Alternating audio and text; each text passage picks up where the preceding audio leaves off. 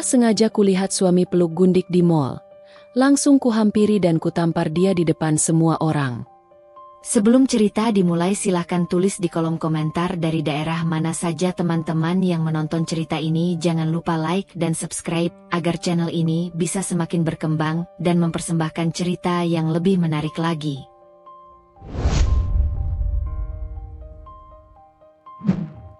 Cahaya matahari pagi selalu menjadi alarm paling lembut bagi Risa.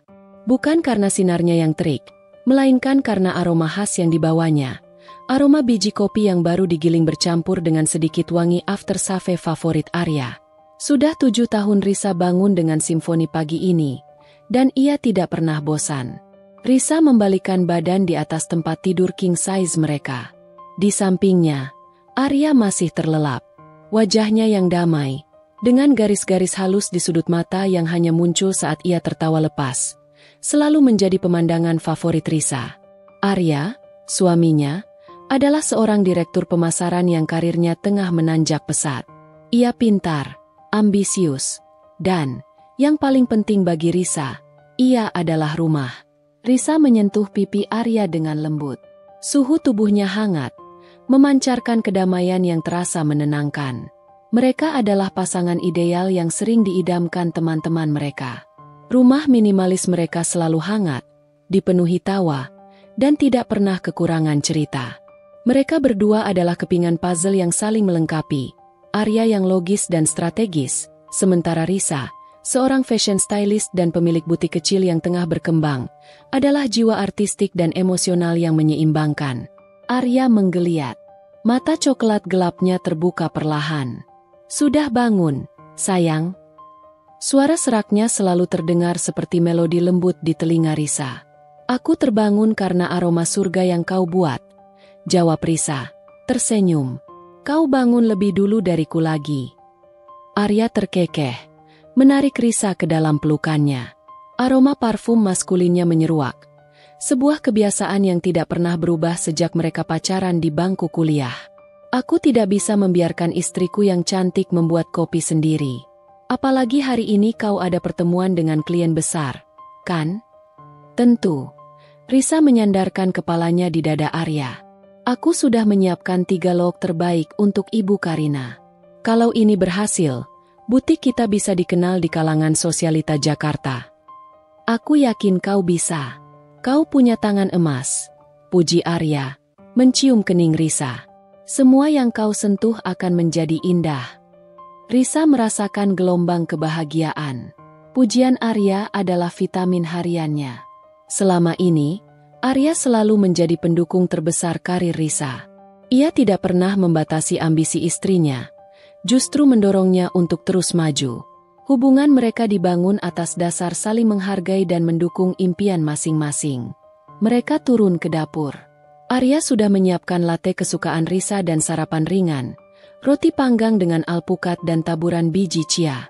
"Duduklah, Risa. Biar aku yang layani ratu hari ini," ujar Arya, menyajikan piring di meja makan marmer putih. "Kau sungguh terlalu baik, Arya. Aku merasa seperti mendapatkan hadiah lotre setiap hari bersamamu," kata Risa, menyesap kopinya perlahan. "Aku yang beruntung," balas Arya, nada suaranya tulus. "Kau adalah labuhan hatiku. Satu-satunya tempat aku bisa jujur dan melepas topeng dunia kerja yang penuh intrik." Saat itulah, ponsel Arya berdering. Matanya seketika berubah. Ekspresi lembutnya menghilang, digantikan oleh ketegasan dan sedikit kekhawatiran. Ia melihat nama penelepon, lalu dengan cepat mematikan suara dan memasukkannya ke saku celana. "Kenapa tidak diangkat, Mas?" tanya Risa. "Panggilan dari kantor?" "Bukan," jawab Arya, "terlalu cepat. Hanya telemarketer yang mengganggu. Aku sedang ingin fokus padamu, Riz." Ia tersenyum, namun senyum itu terasa seperti tirai yang ditarik cepat, terlalu sempurna untuk dipercaya. Risa tidak melanjutkan pertanyaan itu. Ia memilih untuk percaya pada Arya. Toh, suaminya memang sedang berada di puncak proyek besar, sebuah kemitraan internasional yang sangat diincar. Wajar jika ia sedang sensitif terhadap pekerjaan. Proyek besarmu sudah selesai, kan? Risa mencoba mengalihkan pembicaraan. Matanya bersinar penuh harap. Aku ingin kita kembali menghabiskan waktu bersama. Kita sudah lama tidak liburan. Aku rindu makan malam sambil menonton film konyol yang membuat perut kita sakit karena tertawa. Arya terlihat menegang sedikit. Ia menghela napas, seolah membawa beban berat di pundaknya. Tentu, sayang. Tapi mungkin aku akan pulang sedikit larut beberapa hari ke depan. Risa menggenggam tangan Arya. Lagi? Kenapa? Ada review akhir, Riz. Jelas Arya. Tatapannya menghindari mata Risa. Setelah proyek selesai, ada serangkaian audit yang ketat. Aku harus memastikan tidak ada celah. Setelah itu, aku janji, kita ambil cuti. Kita ke Bali, seperti impianmu. Janji, ya, ujar Risa. Ia mencoba mengusir awan kelabu kecurigaan yang mulai terbentuk di sudut hatinya. Ia ingat pesan dari sahabatnya, Tania, yang selalu bilang bahwa kunci pernikahan adalah komunikasi dan kepercayaan. Risa memilih memegang teguh kata yang kedua. Setelah sarapan, Arya bersiap-siap. Ia mengenakan setelan jas biru gelapnya yang mahal, terlihat sangat berwibawa. Risa membantu merapikan dasi Arya. Hari ini ada rapat penting dengan investor di Central Mall, kata Arya, mencium pipi Risa. Aku mungkin akan pulang larut malam sekali. Risa menahan diri untuk tidak cemberut. Baiklah, hati-hati di jalan. Jangan lupa makan siang. Aku akan mencarimu jika aku sempat. Mungkin aku bisa mampir ke butikmu, ujar Arya.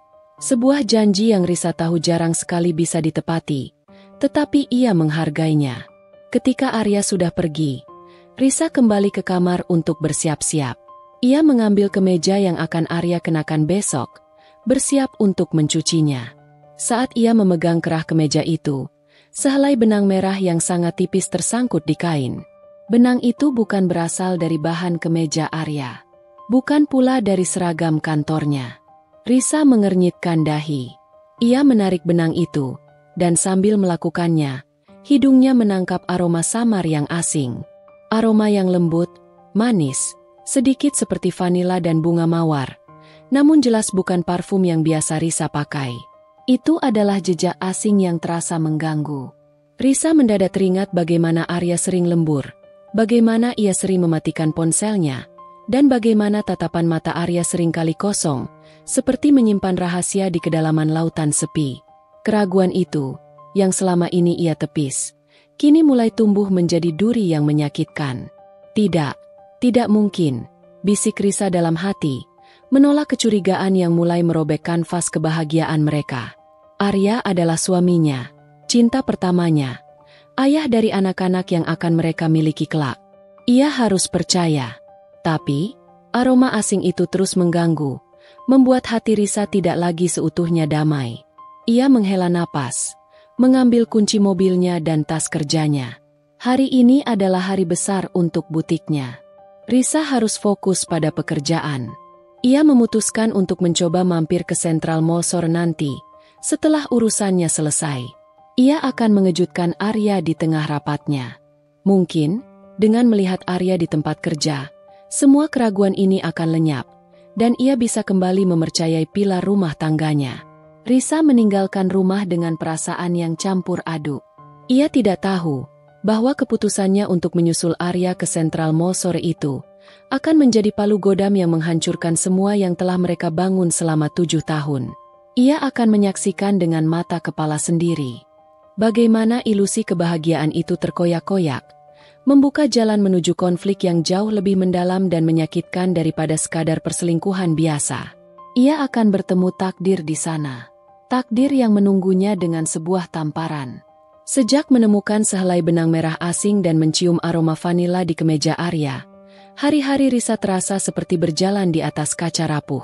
Keraguan yang sempat ia tolak kini menjadi bayangan yang terus membuntuti, membuat setiap tawa dan pelukan Arya terasa hambar dan dingin. Risa berusaha meyakinkan diri bahwa semua ini hanyalah kelelahan dan paranoid.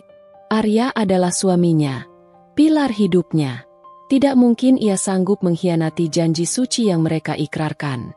3 hari berlalu, dan janji Arya untuk pulang lebih awal tidak pernah ditepati. Telepon dari Arya selalu datang pada jam-jam yang aneh. Suaranya terdengar letih, namun nadanya terlalu waspada. "Halo, sayang." Sapa Risa suatu malam, setelah jam 9.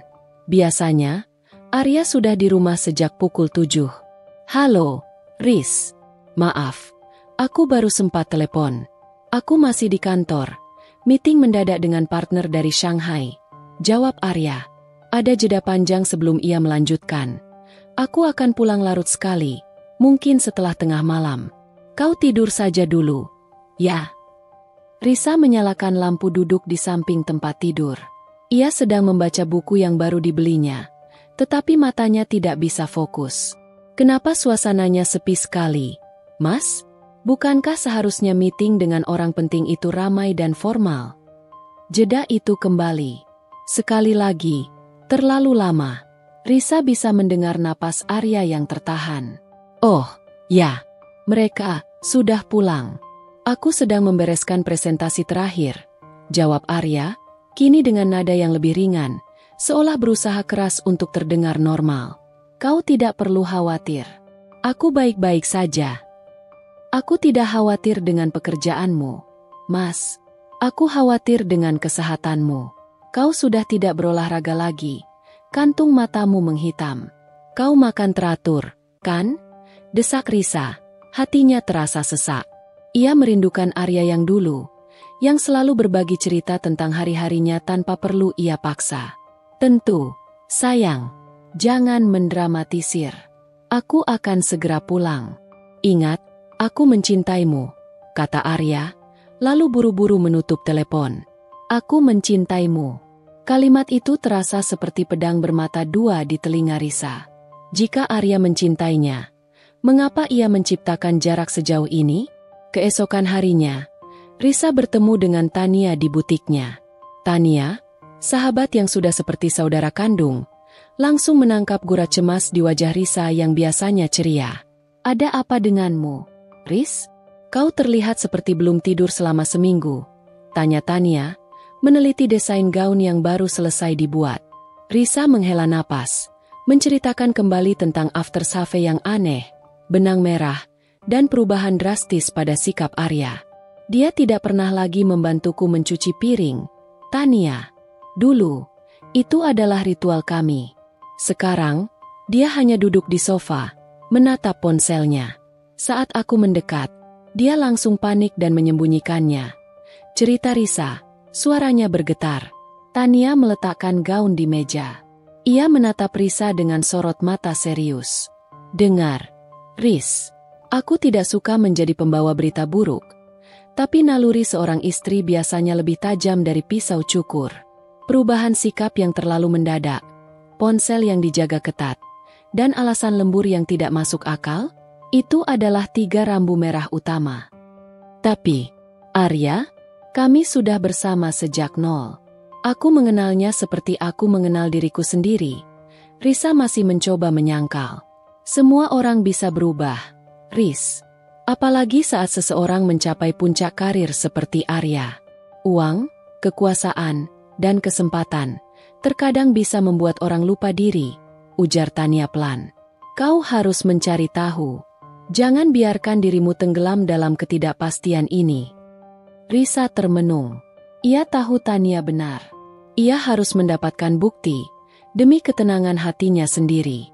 Jika Arya tidak bersalah, maka ia akan meminta maaf atas kecurigaannya. Tetapi jika Arya benar-benar mengkhianatinya, Risa harus tahu seberapa dalam luka yang akan ia terima. Sore itu, Risa mengambil tindakan yang tidak pernah ia duga akan ia lakukan. Ia mengambil ponsel Arya yang ia tinggalkan sebentar di atas meja makan saat ia bergegas mandi. Tangan Risa bergetar saat ia memegang ponsel itu, seolah benda mati itu mengandung listrik pengkhianatan. Ia tahu passwordnya, tanggal pernikahan mereka. Dengan jantung berdebar seperti genderang yang ditabuh kencang, ia membuka pesan singkat Arya. Jantungnya hampir berhenti berdetak. Tidak ada pesan-pesan mesra yang ia bayangkan. Yang ada hanyalah percakapan dengan seseorang bernama Bapak B, yang isinya sungguh aneh dan mengganggu. Bapak B, besok jam 11 siang, di Central Mall. Pastikan dia datang. Jangan sampai Risa tahu, atau kau dan istrimu akan hancur. Arya, baik, Pak. Saya sudah mengatur semuanya. Dia akan datang dan memastikan, skandal ini terlihat nyata. Bapak B, bagus. Ingat, Arya, ini adalah pilihanmu. Reputasi bisnis hancur, atau istrimu yang hancur. Risa membaca pesan itu berulang kali. Ini bukan pesan perselingkuhan biasa. Kata-katanya penuh ancaman dan manipulasi. Skandal? Dia? Siapa? Dia yang dimaksud? Dan mengapa Arya harus memastikan skandal itu terlihat nyata? Risa ingin sekali bertanya pada Arya, tetapi Arya sudah lebih dulu pergi ke kantor. Ponselnya sudah kembali ke tempat asalnya. Ia memutuskan untuk mengikuti instingnya yang mengeras. Ia akan pergi ke Central Mall besok pukul 11 siang, seperti yang disebutkan dalam pesan itu. Ia harus melihat dengan mata kepalanya sendiri apa yang sedang direncanakan Arya. Keesokan harinya, Risa berpakaian serba hitam, mencoba membaur dalam keramaian. Ia tiba di Central Mall pukul 10.45. Jantungnya terasa seperti burung liar yang terperangkap dalam sangkar. Risa memilih duduk di kafe di lantai 2. Dari sana ia bisa mengamati dengan jelas lobi utama dan area kafe-kafe mewah di lantai dasar. Tepat pukul 11. Arya muncul. Ia mengenakan setelan yang sama seperti yang ia kenakan saat Risa melihat benang merah itu. Setelan jas navy mahal. Wajahnya terlihat tegang. Ia terus melihat ke sekeliling seolah sedang diawasi. Beberapa menit kemudian, seorang wanita muda muncul. Tubuhnya ramping, rambutnya panjang bergelombang, mengenakan gaun merah mencolok dan high heels yang membuatnya terlihat anggun namun mencolok. Penampilannya benar-benar bertolak belakang dengan gaya Risa yang elegan namun bersahaja. Wanita itu langsung menghampiri Arya. Risa melihat dengan jelas bagaimana Arya memaksakan senyum di wajahnya. Ada cahaya ketakutan yang terpancar di mata Arya, bukan gairah. Namun, bagi mata orang awam, pemandangan itu sudah sangat jelas. Wanita itu, yang nantinya Risa ketahui bernama Tiara, meraih lengan Arya dengan manja. Mereka berjalan ke sudut kafe yang lebih sepi, seolah sengaja ingin menarik perhatian. Mereka berbicara sebentar, dan Risa melihat Tiara mengeluarkan ponselnya, mengambil selfie dengan Arya, sebelum Arya membalasnya dengan pelukan yang tampak kaku dan terpaksa. Risa mencengkeram cangkir kopinya erat-erat. Urat di tangannya menonjol. Arya mungkin sedang diancam. Ia mungkin sedang dipaksa. Tetapi apakah ia harus melakukan adegan mesra ini di depan umum? Mengapa ia harus membiarkan wanita lain menyentuhnya dengan cara itu? Arya telah memilih jalan yang paling menyakitkan bagi Risa. Air mata Risa mulai menggenang. Ia merasakan hatinya terbelah. Antara rasa sakit pengkhianatan dan kebingungan atas ancaman yang ia baca. Ia melihat Arya mencoba melepaskan pelukan Tiara. Tetapi Tiara menahan Arya. Tiara tertawa manja, dan Arya hanya bisa menunduk. Wajahnya menyiratkan keputusasaan. Saat itulah, Risa melihat Tiara berbisik sesuatu di telinga Arya, dan Tiara menunjuk ke lantai atas, tepat ke arah tempat Risa duduk. Wajah Arya seketika pucat pasi. Ia mencari-cari Risa di antara keramaian. Arya tahu Risa ada di sana. Arya tahu Risa sedang menyaksikan pemandangan yang menghancurkan itu. Risa tidak bisa lagi menahannya. Ia merasa dikhianati, dipermainkan, dan disengaja. Pengakuan Arya tentang ancaman tidak lagi penting. Yang penting adalah, Arya telah mengorbankan perasaan Risa demi menyelamatkan dirinya sendiri. Risa bangkit. Matanya merah menyala. Ia tidak peduli pada etika, harga diri, atau tatapan ratusan pasang mata yang mungkin akan melihatnya. Ia hanya ingin menghentikan permainan kotor ini. Ia menuruni eskalator dengan langkah cepat. Jantungnya berpacu seolah ingin meledak dari dadanya. Ia akan menghampiri mereka. Ia akan menampar topeng kemunafikan di wajah Arya, di depan semua orang. Rasa sakit ini harus diakhiri. Ia berjalan lurus, Matanya hanya tertuju pada dua siluet di tengah kafe, suaminya, dan wanita yang kini memeluknya seolah mereka adalah sepasang kekasih. Risa mengumpulkan seluruh sisa kekuatannya, menekan setiap inci kemarahan dan luka yang membara. Langkah kaki Risa terasa berat, namun didorong oleh badai amarah yang membakar.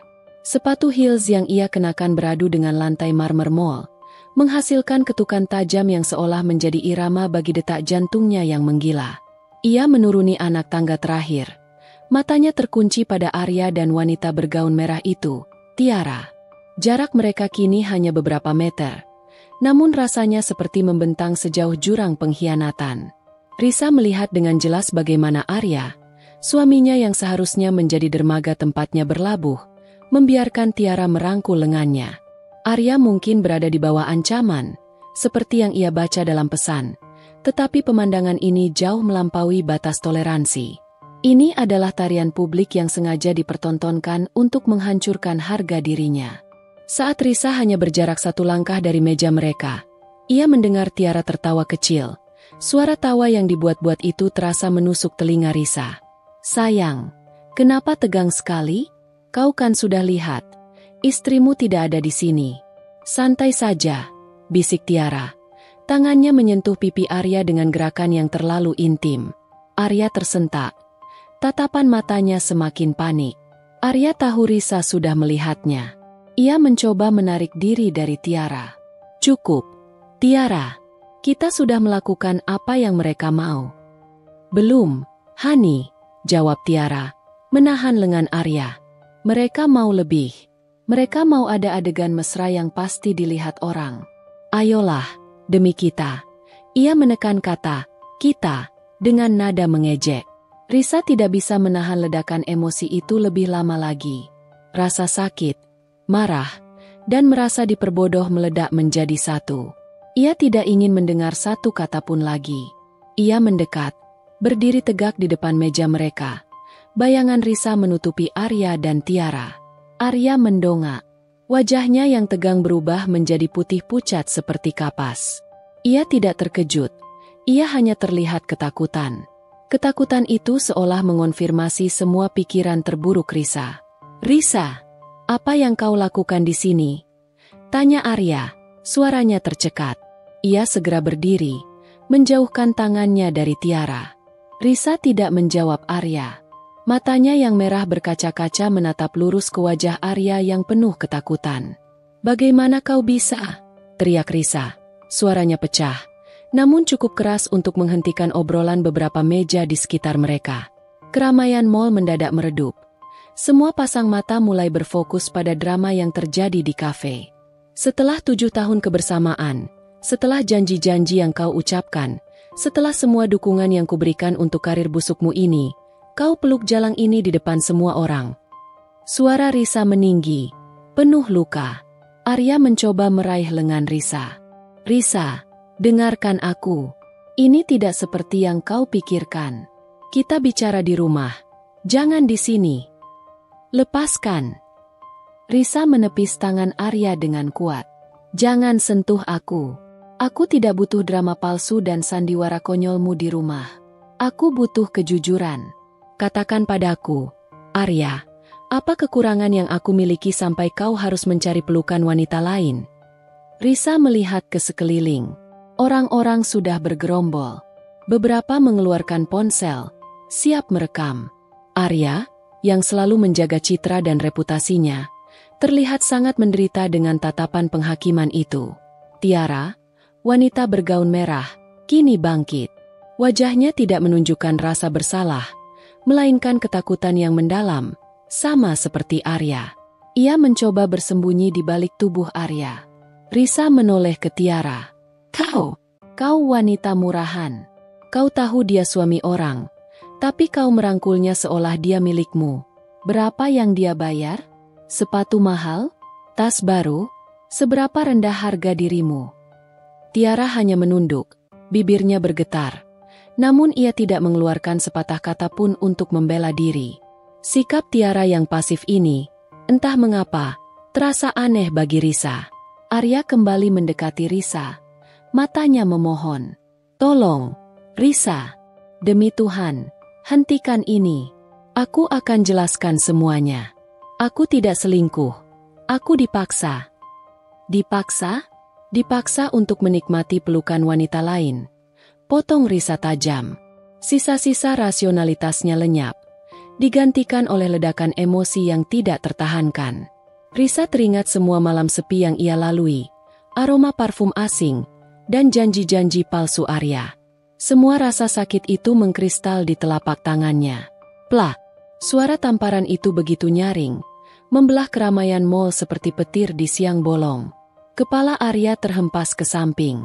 Suara itu terasa memilukan, mengejutkan, dan tiba-tiba, keheningan total melanda area kafe itu. Semua orang menahan napas, menatap Arya yang kini memegang pipinya dengan ekspresi tercampur antara sakit fisik dan penghinaan. Itu untuk semua malam yang aku habiskan sendiri, seru Risa. Air mata akhirnya mengalir deras membasahi pipinya. Dan ini, Risa menunjuk Tiara. Untuk pengkhianatan yang kau sengaja pamerkan di depan mataku. Arya tidak membalas. Ia menatap Risa dengan tatapan yang sangat menyakitkan. Bukan marah, melainkan kesedihan yang teramat sangat. Seolah ia baru saja menyaksikan kehancuran paling berharga dalam hidupnya. Kau menghancurkanku, Risa, bisik Arya. Suaranya rendah dan serak. Suaranya terselip di antara gemuruh kebisingan yang mulai bangkit kembali. Aku yang menghancurkanmu. Risa tertawa sinis. Tawa yang terdengar sangat pahit. Kau yang menghancurkan hatiku. Arya, kau sudah memilih.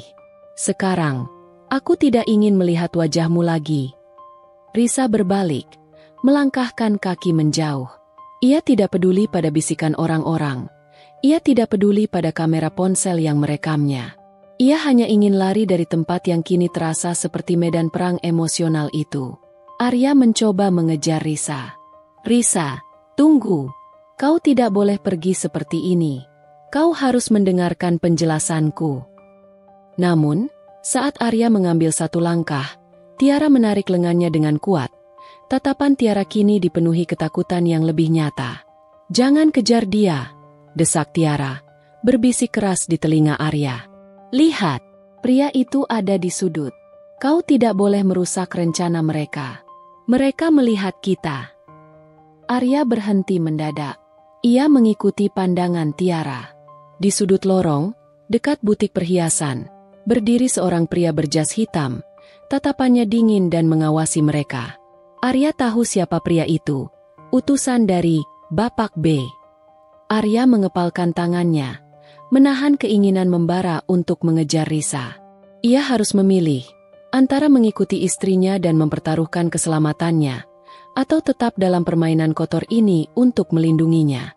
Arya melihat Risa menghilang di balik kerumunan. Pikirannya dipenuhi gambaran pesan ancaman itu. Jika Risa tahu, kau dan istrimu akan hancur. Arya menunduk. Kekalahan dan rasa sakit bercampur aduk di dadanya. Ia kembali ke Tiara. Wajahnya mengeras, menahan air mata yang ingin jatuh. Rencana mereka berhasil, Tiara, ujar Arya pahit. Risa sekarang membenciku. Reputasiku sudah hancur. Kau senang? Tiara menggelengkan kepala. Air mata mulai membasahi pipinya juga.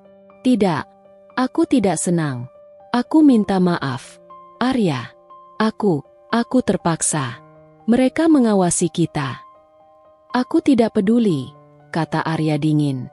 Sekarang, aku harus pulang dan menghadapi konsekuensi dari sandiwara busuk yang kau dan mereka paksakan padaku ini.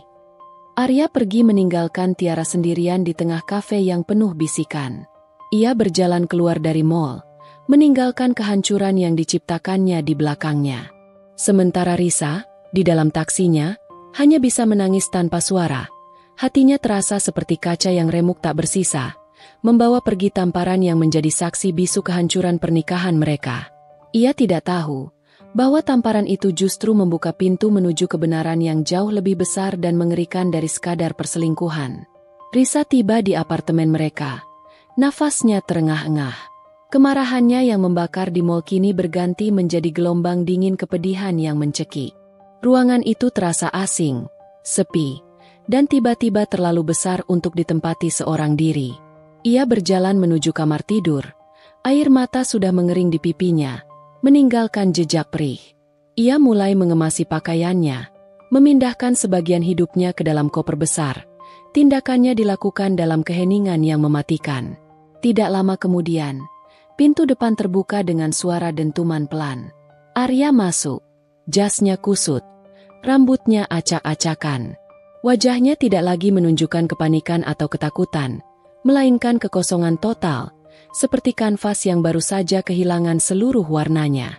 Arya melihat koper terbuka di lantai. Ia tahu apa artinya. "Risa," panggil Arya. Suaranya parau, penuh penyesalan yang nyata. "Tolong, jangan lakukan ini. Aku mohon, beri aku 5 menit saja.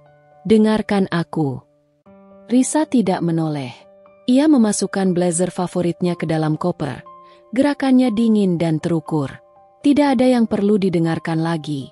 "Arya, tamparan di mall itu adalah jawaban. Sandiwaramu sudah selesai." "Itu bukan sandiwara yang kuinginkan," teriak Arya. Ia berjalan mendekat, tapi menjaga jarak, tahu bahwa Risa tidak ingin disentuh. "Itu adalah tali jerat yang melilit leherku. Aku dipaksa." Risa akhirnya menoleh. Matanya tajam, memancarkan api kemarahan yang tersisa. "Dipaksa? Apakah kau juga dipaksa untuk menikmati tatapan manja wanita itu? Dipaksa untuk pulang larut malam dengan aroma parfum asing? Dipaksa untuk mematikan ponsel setiap kali aku mencoba bicara serius? Aku dipaksa untuk berpura-pura. Aku dipaksa untuk terlihat seperti suami brengsek yang selingkuh, agar tidak ada yang curiga dengan hal yang sebenarnya sedang kucari," balas Arya. Suaranya meninggi, frustrasi karena tidak didengarkan. "Berhenti mengarang cerita konyol, Arya." Risa tertawa sinis. "Aku membaca pesanmu. Pesan itu tentang skandal yang harus kau buat terlihat nyata. Kenapa harus melibatkan wanita lain? Kenapa harus perselingkuhan yang kau pilih sebagai topeng? Kenapa tidak kau katakan saja bahwa kau punya masalah besar di kantor?" Arya menghela napas panjang, merangkai kata dengan susah payah. Ia mengusap wajahnya yang lelah. "Kau pikir aku tidak mau? Aku sudah coba, tapi mereka tidak membiarkanku. Risa, ini bukan tentang selingkuh. Ini adalah perang bisnis kotor yang melibatkan uang miliaran." Arya duduk di tepi ranjang, menunduk. Nada suaranya kini melunak, kembali ke nada putus asa. "Kau harus tahu siapa Bapak B. Itu. Dia adalah tangan kanan dari Kusumo, CEO kita. Kusumo, atasan yang selalu kau puji dermawan itu, sedang terlibat dalam penggelapan dana proyek besar kita. Aku, tanpa sengaja, menemukan buktinya." Risa terdiam. Koper di tangannya merosot ke lantai. "Kusumo, atasan Arya? Ini mulai terasa seperti kisah dari film kriminal. Saat aku mencoba mengumpulkan lebih banyak bukti, mereka mengetahuinya," lanjut Arya, suaranya bergetar. "Mereka langsung mendatangiku. Mereka tidak mengancam karirku. Mereka mengancam dirimu." Arya mengangkat wajahnya, menatap Risa dengan mata yang dipenuhi air mata.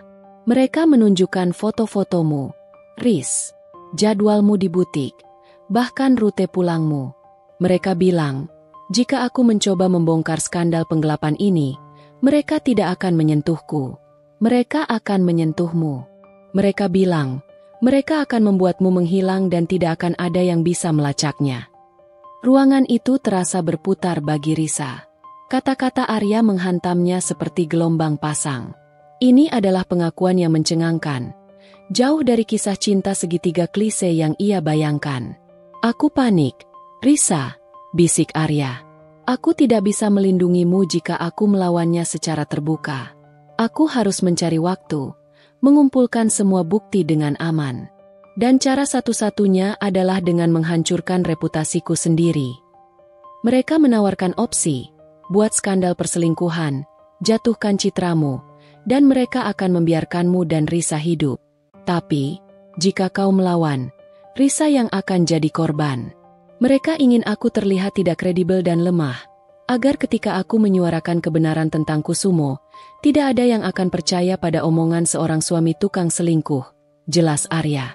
Wanita itu. Tiara? Tanya Risa, suaranya pelan. Tiara juga korban. Mereka mengancam keluarganya juga.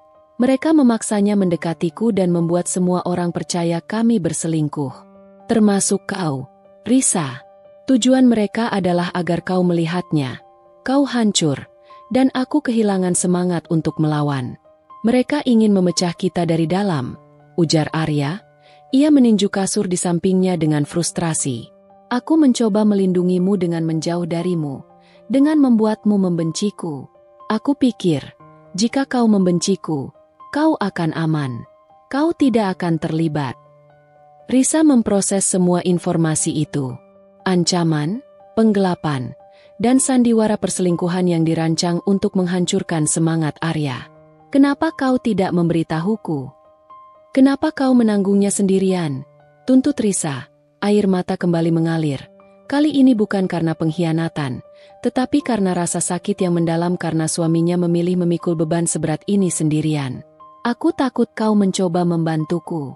Aku takut kau berada di garis tembak mereka. Aku tidak bisa mengambil risiko itu. Riz, kau segalanya bagiku.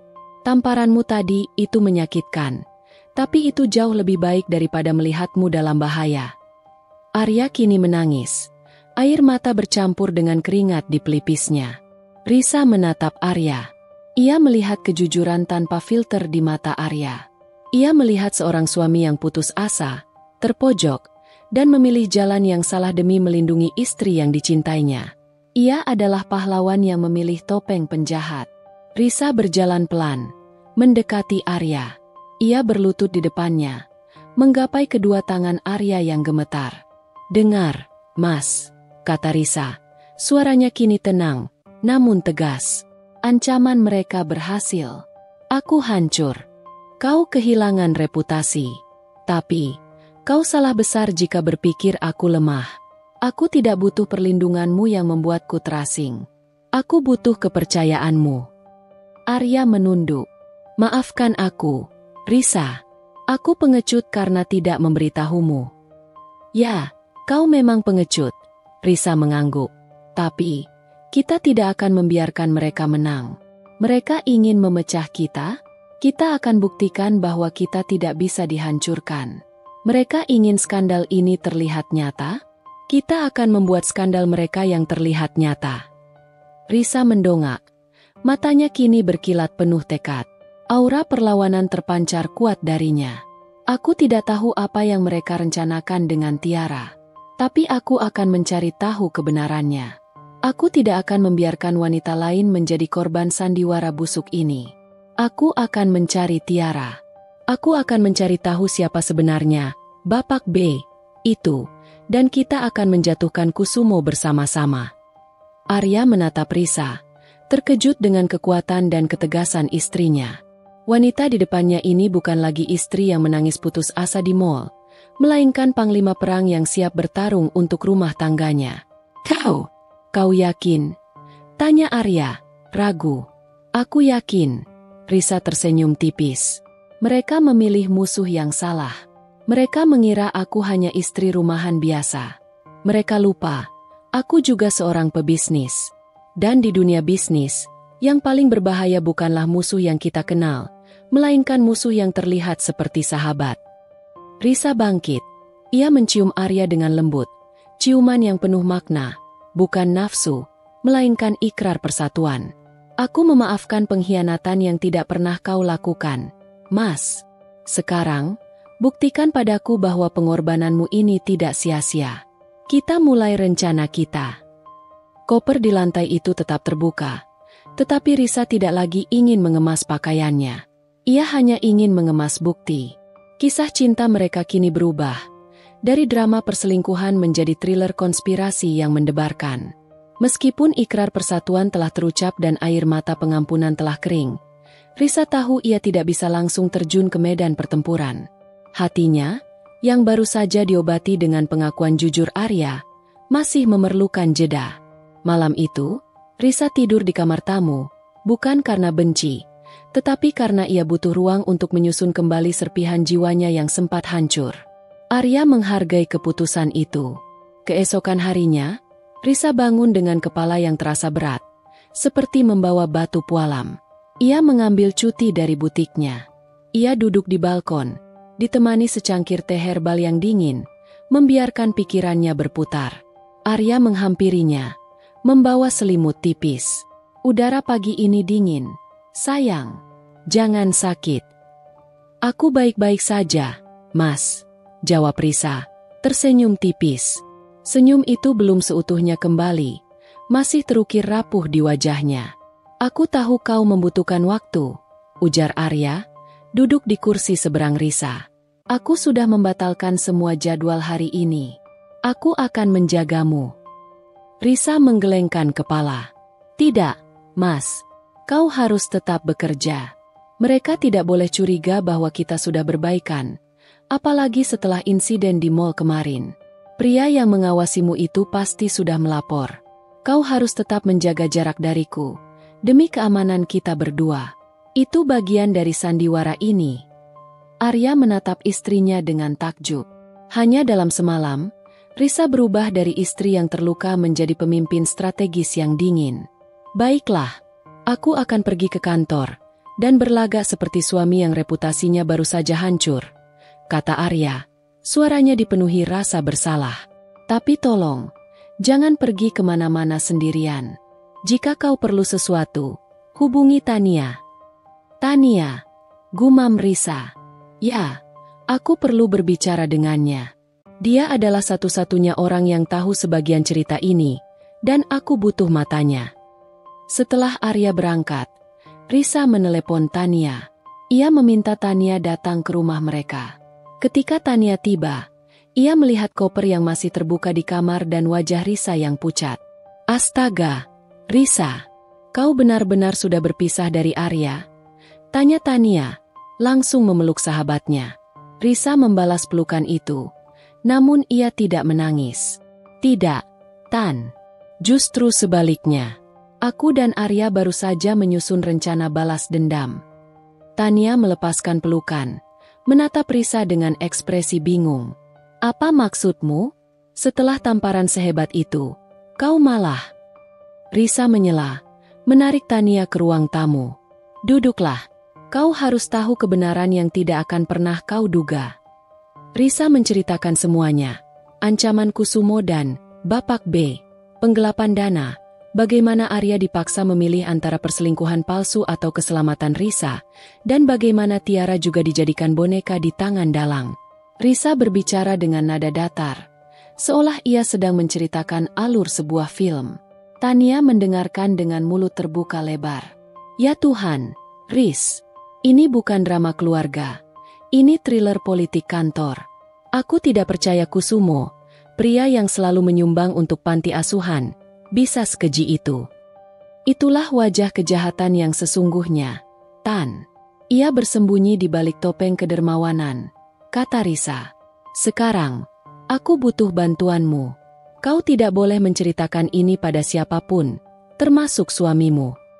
Tentu saja. Tapi apa yang bisa kulakukan? Tanya Tania. Kini semangat perlawanan mulai muncul di matanya. Aku tidak bisa langsung berhubungan dengan Arya. Mereka pasti mengawasi. Aku butuh jembatan komunikasi yang aman, jelas Risa. Tatapannya kini berubah tajam, kembali ke mode strategisnya. Aku ingin kau menjadi penghubung kami. Kau akan bertindak seperti teman yang mencoba menenangkan Arya setelah skandal itu, sementara kau memberinya informasi dan menerima update dari Arya. Tania mengangguk. Tentu, aku bisa mengatur pertemuan dengan Arya di tempat yang aman. Tapi itu baru komunikasi. Lalu, apa langkah kita? Tiara, jawab Risa, menyebut nama wanita bergaun merah itu dengan nada tanpa emosi. Aku perlu tahu lebih banyak tentang Tiara. Siapa dia, di mana dia tinggal, dan apa latar belakang keluarganya. Arya hanya tahu dia dipaksa, tapi kita harus tahu lebih detail ancaman apa yang membuat seorang wanita muda rela menjadi alat perusak rumah tangga orang lain. Mencari informasi, aku jagonya. Aku punya kenalan di berbagai media sosial dan komunitas event organizer, kata Tania, kini bersemangat. Aku akan mencari tahu jejak digital Tiara, termasuk detail keluarganya, seperti yang kau minta. Risa memejamkan mata sejenak, membayangkan wajah Tiara yang terlihat ketakutan saat ia menampar Arya. Ia merasa bersalah karena telah salah menilai wanita itu. Ia harus meminta maaf. Dan yang paling penting, Tan, lanjut Risa. Aku ingin kau mencari cara agar aku bisa bertemu Tiara. Tapi ini harus rahasia di atas rahasia. Arya tidak boleh tahu, dan tentu saja, Kusumo tidak boleh tahu.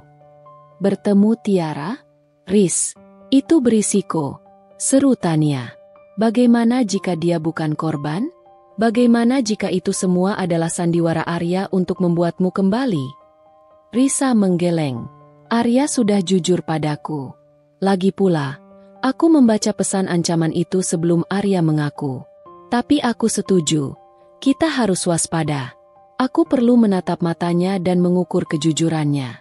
Jika dia adalah korban, kita harus menjadikannya sekutu. Baik, aku akan menyusun rencana untuk mempertemukan kalian, ujar Tania. Aku akan mencarikan tempat yang sunyi, jauh dari jangkauan mall dan kantor Arya. Tania menghabiskan waktu beberapa jam lagi di rumah Risa, membantu Risa memetakan skema bisnis Kusumo berdasarkan informasi yang Arya berikan, sebuah peta harta karun yang beracun. Risa kembali merasa memiliki kendali. Ia tidak lagi menjadi bidak di papan catur, tetapi kini menjadi ratu yang siap menggerakkan pion. Setelah Tania pamit, Risa kembali ke kamar tamu. Ia mengeluarkan ponselnya, membuka kembali foto Tiara yang diambil oleh salah satu pengunjung mall kemarin dan menjadi trending topik di beberapa grup chat. Ia menatap Tiara. Wanita muda, cantik, namun matanya penuh kesedihan. Siapapun kau, Tiara, bisik Risa pada dirinya sendiri.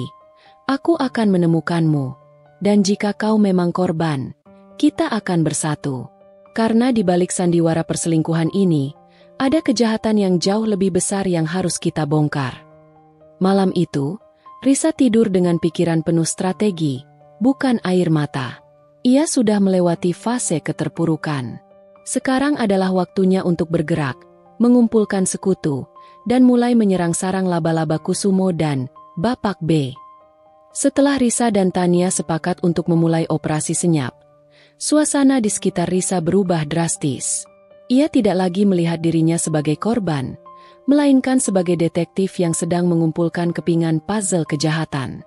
Komunikasi dengan Arya dilakukan sepenuhnya melalui Tania, menciptakan jembatan rahasia yang terhindar dari mata-mata Kusumo dan Bapak B. Pagi itu, Arya mengirimkan pesan rahasia melalui Tania kepada Risa. Tania, kepada Risa Arya bilang, Pak Kusumo terlihat sangat puas setelah insiden di mall. Dia bahkan memuji kemampuan bersandiwara Arya. Arya harus segera menyerahkan laporan audit internal dalam 3 hari. Laporan itu adalah jebakan yang dirancang Bapak B untuk mengunci Arya dalam tuduhan penggelapan yang direkayasa. Risa membaca pesan itu, amarahnya kembali memuncak, namun kini terkontrol. Mereka bergerak cepat, gumam Risa pada dirinya sendiri. Mereka ingin Arya tak punya waktu untuk melawan.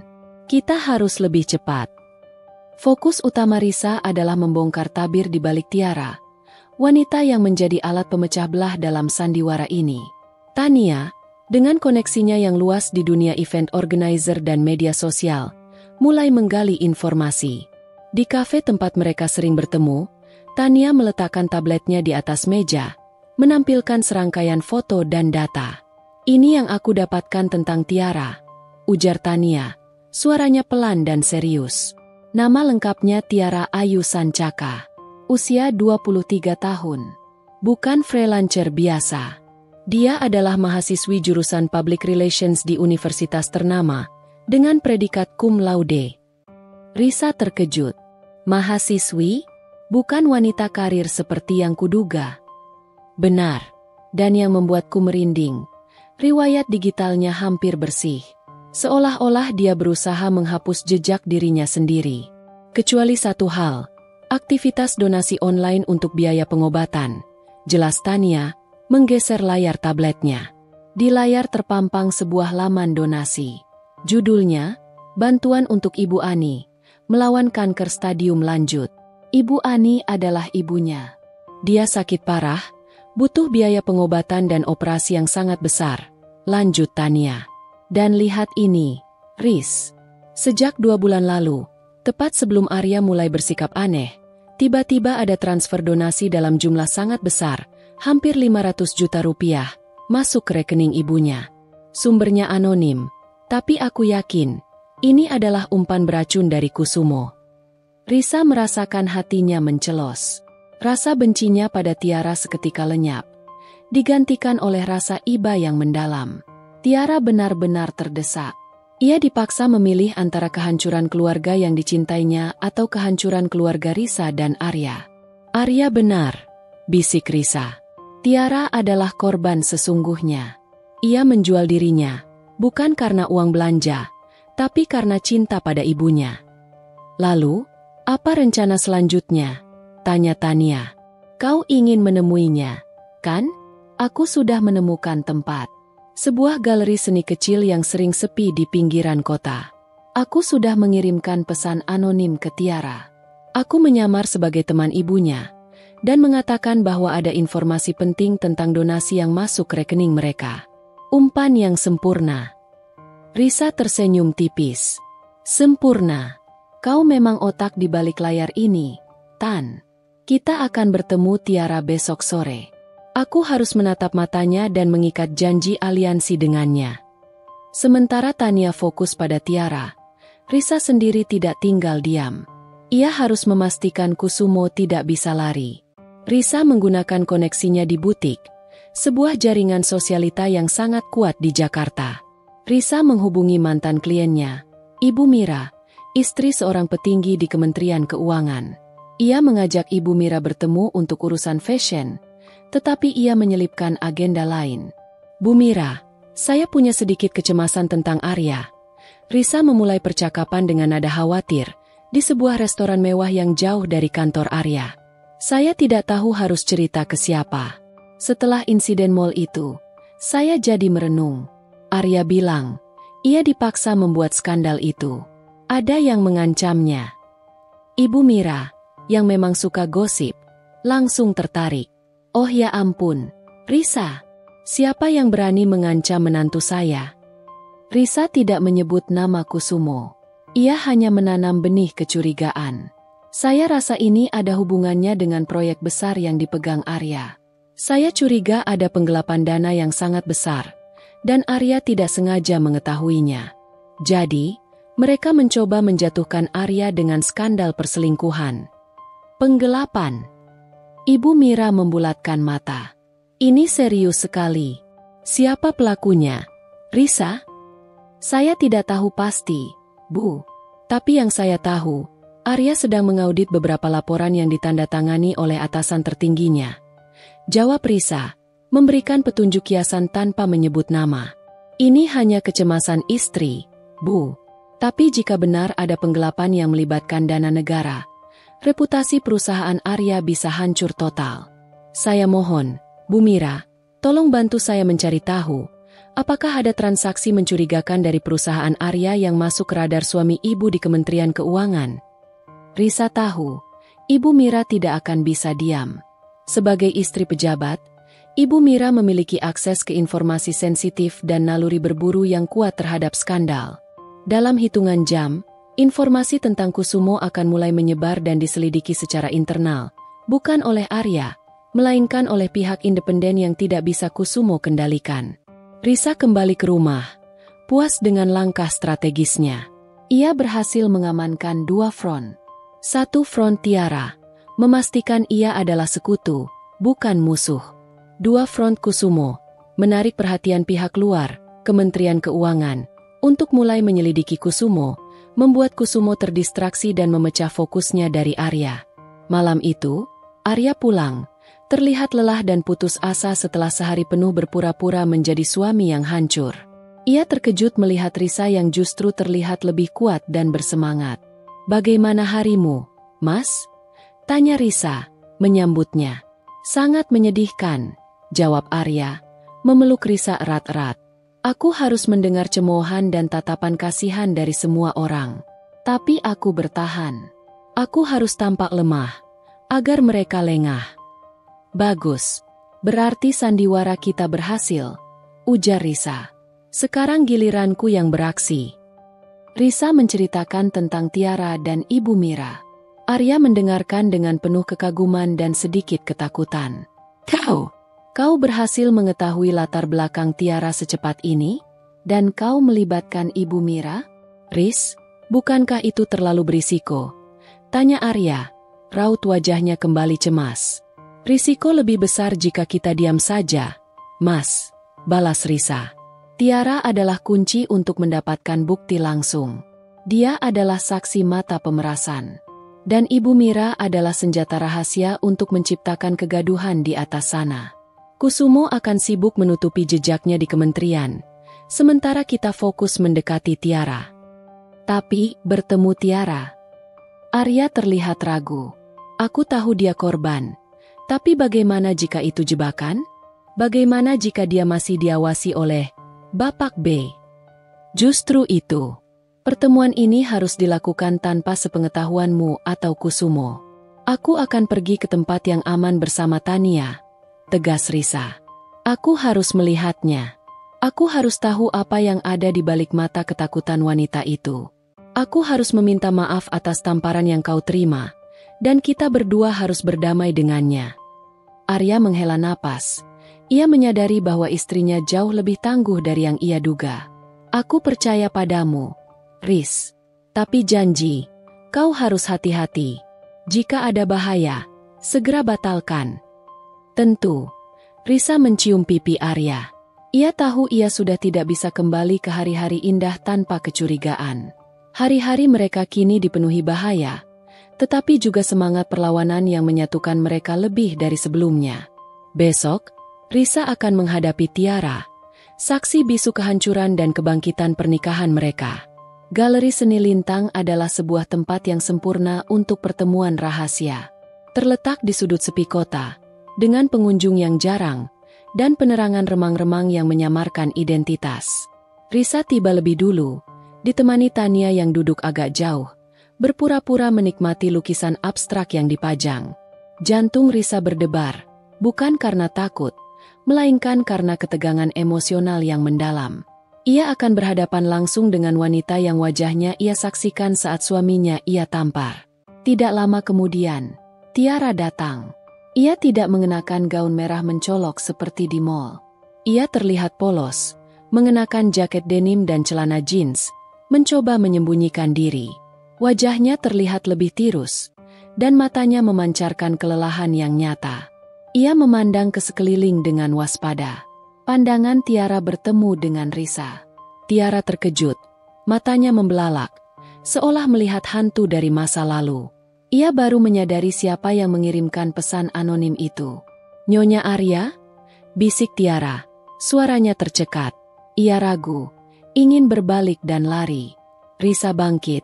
Ia berjalan perlahan mendekati Tiara, menjaga gerak-geriknya tetap tenang. Tolong jangan lari. Aku tahu kau terkejut. Pesan itu kukirim. Aku tahu ini berisiko, tapi kita harus bicara. Tidak ada yang perlu dibicarakan. Tiara mencoba menguatkan diri, meskipun tubuhnya terlihat gemetar. Anda seharusnya membenciku. Aku adalah perusak rumah tangga Anda. Aku pantas menerima kebencian Anda. Duduklah, Tiara, ujar Risa dengan nada lembut yang mengejutkan Tiara. Risa menunjuk ke bangku panjang di dekat instalasi seni. Aku datang bukan sebagai istri yang cemburu. Aku datang sebagai seseorang yang mengerti bahwa kau juga korban dalam sandiwara busuk ini. Tiara terdiam. Ia melihat ketulusan yang aneh di mata Risa. Setelah ragu sejenak, ia duduk. Kau tahu siapa aku? Tanya Tiara. Aku yang kau sebut jalang di depan umum. Aku yang merangkul suamimu di tengah keramaian. Tidakkah kau jijik padaku? Risa duduk di sampingnya. Aku jijik pada pemerasan yang memaksamu melakukan itu. Tania sudah mencari tahu tentang ibumu. Aku tahu kau melakukannya demi menyelamatkan keluargamu. Aku tahu Kusumo dan Bapak B menggunakan kelemahan terbesarmu untuk memaksamu menjadi boneka mereka. Mendengar nama Kusumo dan Bapak B disebut, mata Tiara membesar karena takut. Ia refleks melihat ke sekeliling. Anda, bagaimana Anda tahu? Arya yang memberitahu Anda. Aku tahu. Aku dan Arya sudah bicara. Kami sudah melewati neraka konfrontasi, dan kebenarannya terungkap. Jawab Risa, suaranya rendah. Arya bilang ia dipaksa menciptakan skandal perselingkuhan agar Kusumo bisa menjatuhkannya tanpa perlawanan. Dan yang terpenting, agar aku aman. Tiara menundukkan kepalanya. Air mata mulai menetes. Dia benar. Itu semua benar. Sejak 2 bulan lalu, mereka tahu aku membutuhkan uang sangat besar. Mereka mendekatiku, menawarkan 500 miliar untuk biaya operasi ibuku, asalkan aku mau berpacaran dengan Arya di depan umum, membuat foto-foto mesra, dan yang paling penting memastikan Anda, Nyonya Risa, melihat semuanya. Tiara mengangkat wajahnya yang kini dibanjiri air mata. Mereka bahkan memberiku jadwal Anda. Mereka tahu Anda akan ke mall hari itu. Sandiwara itu didesain untuk menghancurkan Anda. Agar Arya merasa sangat bersalah dan reputasinya hancur sehingga ia tidak berani melawan Kusumo. Risa menghela napas. Semua keraguan tentang kejujuran Arya, yang sempat tersisa di sudut hatinya, kini lenyap. Aku minta maaf, Tiara, ujar Risa, dengan tulus. Tiara terkejut. Minta maaf? Untuk apa? Untuk tamparan yang Arya terima. Untuk kata-kata kasarku padamu di mall. Kata Risa. Aku bertindak emosional dan menghakimi. Aku melihatmu sebagai musuh. Padahal kita berdua adalah korban konspirasi yang sama kejamnya. Tiara tidak bisa menahan tangisnya. Ia mengeluarkan tisu, menyeka air matanya. Saya tidak bisa membenci Anda. Saya tahu Anda pasti hancur. Saya melihat tatapan Anda saat Anda menampar Arya. Saya merasa seperti monster. Tapi saya tidak punya pilihan. Mereka mengancam ayah saya juga. Bilang akan menghancurkan karir beliau jika saya tidak menurut. Risa menyentuh tangan Tiara dengan lembut. Sekarang, kita punya pilihan. Kita tidak bisa membiarkan mereka menang. Mereka ingin kita saling benci dan menghancurkan Arya, kan? Kita akan balikan permainan ini. Tiara menatap Risa dengan tatapan penuh tanya. Maksud Anda? Aku ingin kau menjadi sekutuku, kata Risa. Matanya memancarkan tekad baja. Aku tidak ingin kau lagi menjadi boneka mereka. Mereka ingin menghancurkan Kusumo? Arya ingin menjatuhkan Kusumo. Aku juga. Tapi kita butuh bukti yang kuat. Bukti yang hanya bisa kau berikan. Aku tidak tahu bagaimana caranya. Mereka menyimpan semua bukti pemerasan. Mereka hanya memberiku perintah lewat telepon, dan sesekali pesan teks, ujar Tiara, terlihat putus asa. Pesan teks itu, kau simpan, desak Risa. Tiara mengangguk. Ya, tapi itu tidak akan cukup. Isinya hanya perintah untuk bertemu, atau mengambil uang. Itu permulaan, kata Risa. Tapi aku yakin kau memiliki sesuatu yang lebih berharga. Rekaman suara. Tiara terkejut. Rekaman suara? Ya, kau pasti pernah berinteraksi langsung dengan Bapak B atau salah satu kaki tangannya. Saat mereka mengancammu, kau pasti bertemu mereka. Risa menebak. Kau seorang mahasiswi PR. Kau pasti tahu pentingnya dokumentasi. Kau menyembunyikan sesuatu, kan? Kau pasti merekam mereka, demi perlindunganmu sendiri. Tiara terdiam lama. Ia menggigit bibirnya, menimbang-nimbang risiko. Ia menatap Risa, mencari keyakinan. Ia melihat tidak ada kebencian di sana, hanya aliansi yang putus asa. Akhirnya, Tiara menghela napas. Baik, Anda benar. Saya merekamnya. Bisik Tiara, nadanya sangat rahasia. Saat pertama kali mereka mengancam saya dan ibu saya. Itu rekaman 5 menit. Isinya jelas tentang pemerasan dan penyuapan. Mereka bahkan menyebutkan nomor rekening Kusumo untuk transfer dana kotor. Ini adalah plot twist satu yang paling kuat. Tiara, si Gundik, ternyata adalah kunci keadilan. Risa merasakan aliran adrenalin. Bagus sekali, Tiara. Itu senjata rahasia kita. Dengan rekaman itu, kita bisa membalikan keadaan. Kita bisa membersihkan nama Arya, dan yang terpenting, membebaskanmu dari ancaman mereka. Bagaimana caranya? Mereka terus mengawasi saya. Tanya Tiara. Kita akan menjalankan rencana 3 serangkai. Jawab Risa. Matanya bersinar. Aku, Arya, dan kau. Kau akan tetap berpura-pura menjadi Gundik, Arya. Tapi kali ini, kau akan menjadi mata-mata kita di lingkaran dalam mereka. Setiap informasi yang kau dapatkan, sekecil apapun, segera sampaikan melalui Tania. Risa menyerahkan sebuah ponsel sekali pakai. Ini ponsel khusus, hanya untuk komunikasi darurat. Semua kontak sudah dihapus. Kau hanya boleh menghubungi Tania. Jangan pernah membawa ponsel ini saat bertemu Arya atau Kusumo. Saya akan melakukannya.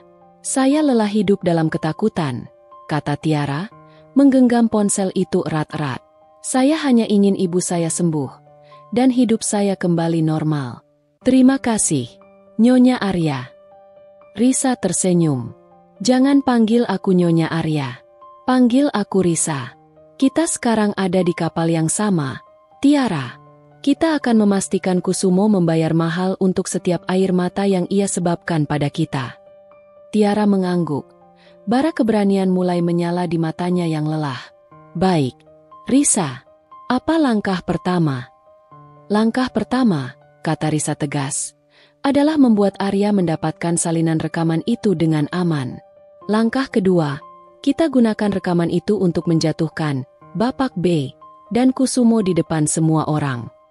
Mereka berdua, istri sah dan Gundik, yang dipaksa, kini menjadi sekutu yang tak terduga. Sebuah aliansi yang lahir dari pengkhianatan, keputusasaan, dan dorongan untuk keadilan. Tania, dari kejauhan, tersenyum lega. Ia tahu, permainan sesungguhnya baru saja dimulai. Setelah pertemuan yang intens di galeri seni, Risa segera menghubungi Tania. Nada suaranya bersemangat. Sebuah gemuruh kemenangan yang terkontrol. Risa menceritakan detail pertemuan dengan Tiara, terutama keberadaan rekaman suara pemerasan yang disimpan Tiara sebagai perlindungan diri. Tania, yang awalnya khawatir, kini merasa lega bercampur takjub. Aku tidak percaya. Wanita itu adalah kunci emas kita. Riz, sekarang, bagaimana kita sampaikan ini ke Arya? Kau harus bertemu Arya malam ini juga. Sampaikan bahwa kita sudah memiliki bukti tak terbantahkan, dan minta dia segera mengatur pertemuan rahasia dengan Tiara untuk mengambil rekaman itu. Jelas Risa. Pastikan dia melakukannya dengan sangat hati-hati.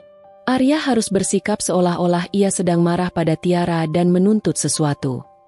Malam harinya, Tania berhasil menemui Arya di sebuah gym di luar jam sibuk, tempat yang paling tidak mungkin diawasi oleh kaki tangan Kusumo. Arya terlihat lelah, tetapi matanya memancarkan harapan yang hampir padam sejak insiden di mall. Bagaimana Risa?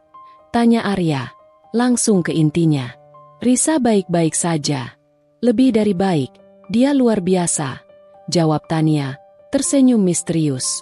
Dia sudah bertemu Tiara. Dan, Mas Arya, Anda benar, Tiara adalah korban. Arya menghela napas panjang, beban besar terangkat dari dadanya.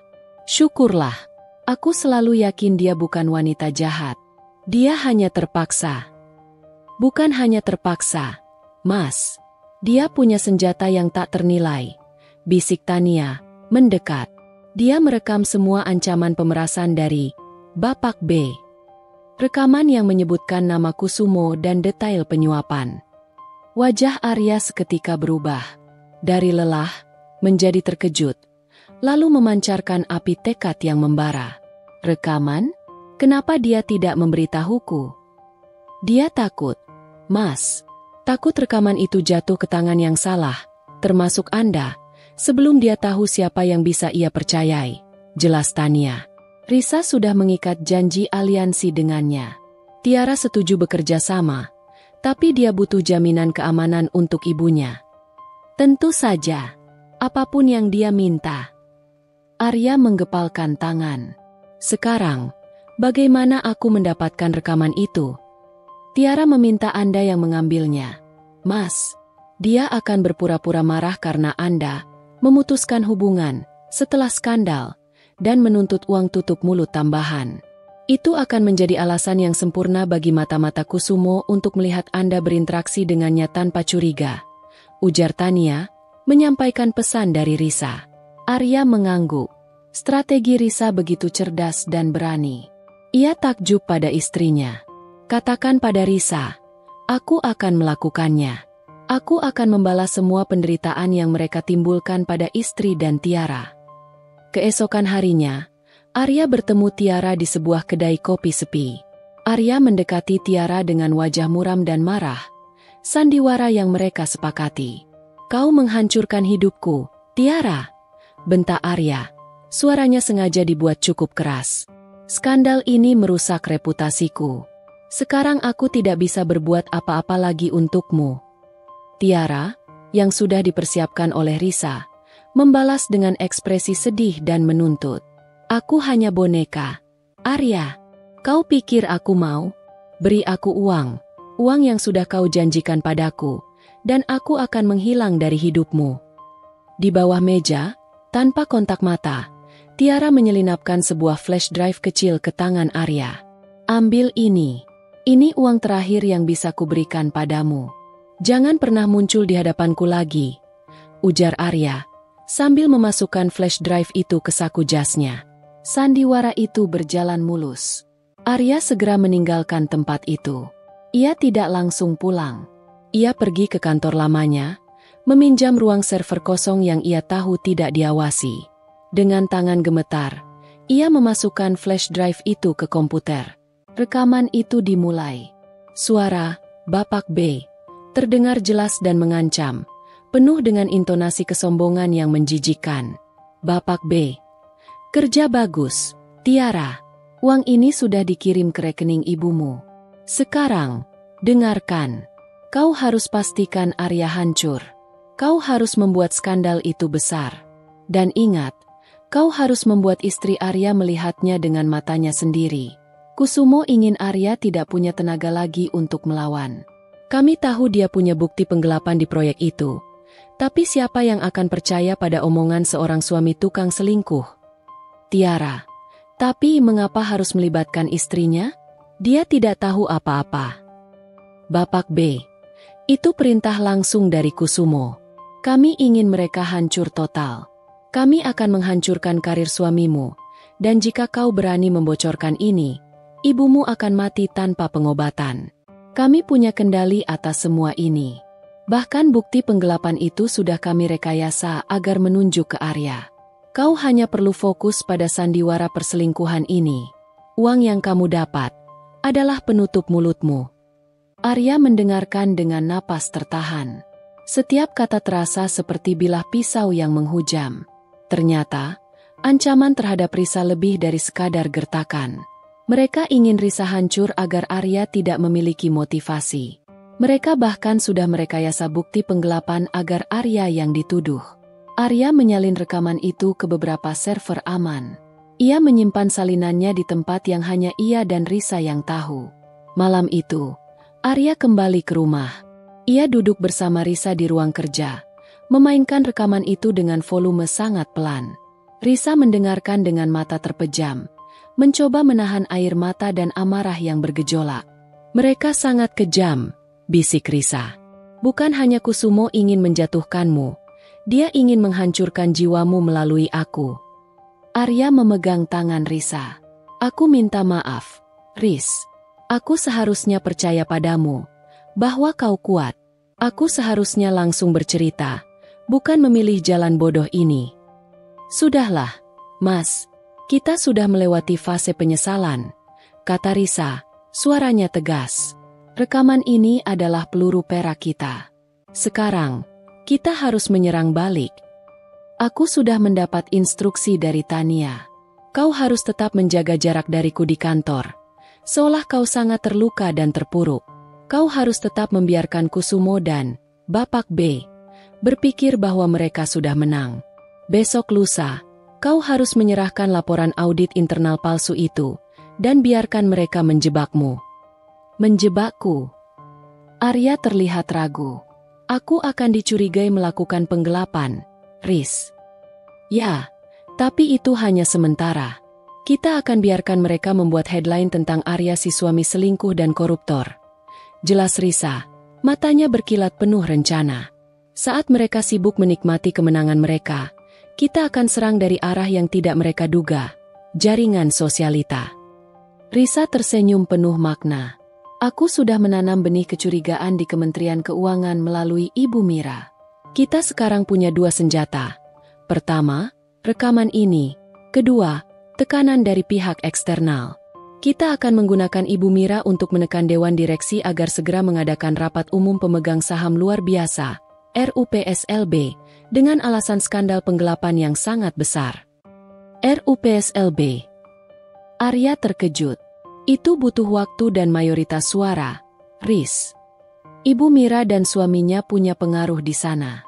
Dengan sedikit gosip yang dipicu oleh kecurigaan, Dewan Direksi pasti ingin membersihkan nama mereka sebelum Kusumo merusak reputasi perusahaan lebih jauh. Jelas Risa, mengambil selembar kertas dan mulai membuat timeline. Kita akan pastikan RUPSLB itu terjadi tepat setelah Kusumo menjebakmu dengan laporan audit palsu itu. Di RUPSLB itulah, kau akan muncul sebagai pahlawan tak terduga, dan aku, bersama Tiara, akan muncul sebagai saksi kunci. Arya menatap istrinya. Rasa cintanya kini bercampur dengan kekaguman yang tak terbatas.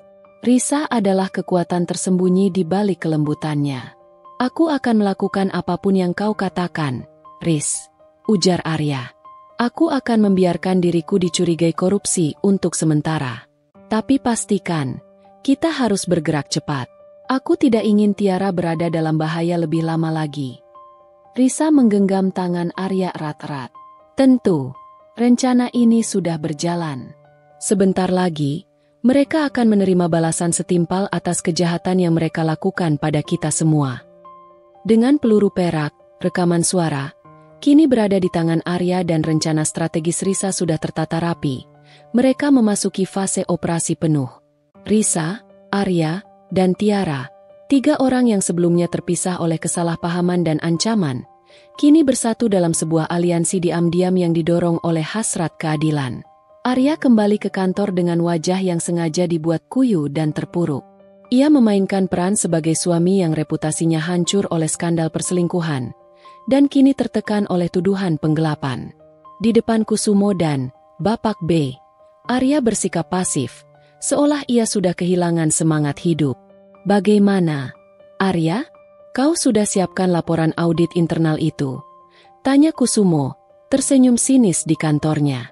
Ekspresinya tampak sangat puas, seolah ia baru saja memenangkan lotre. Arya menunduk. Sudah, Pak. Semua data sudah saya masukkan sesuai arahan. Bapak B. Saya serahkan hari ini juga. Bagus.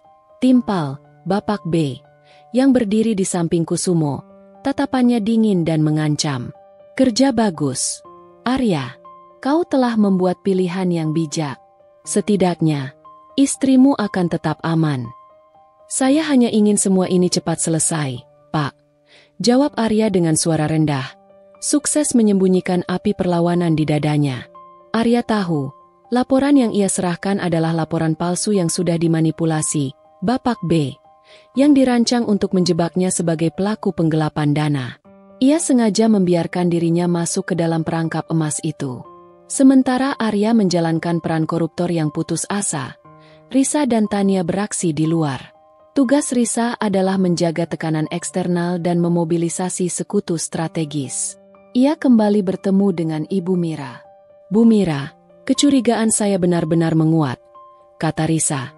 Nadanya penuh ketegasan, namun tetap menjaga manner sosialitanya. Suami saya, Arya, sekarang sedang terpojok. Sepertinya Kusumo memanfaatkan skandal perselingkuhan Arya untuk mengalihkan perhatian dari kejahatan yang lebih besar. Astaga, Risa, sebesar apa ini? Ibu Mira terlihat panik. Suaminya, pejabat di kementerian, sudah mulai mendengar desas-desus.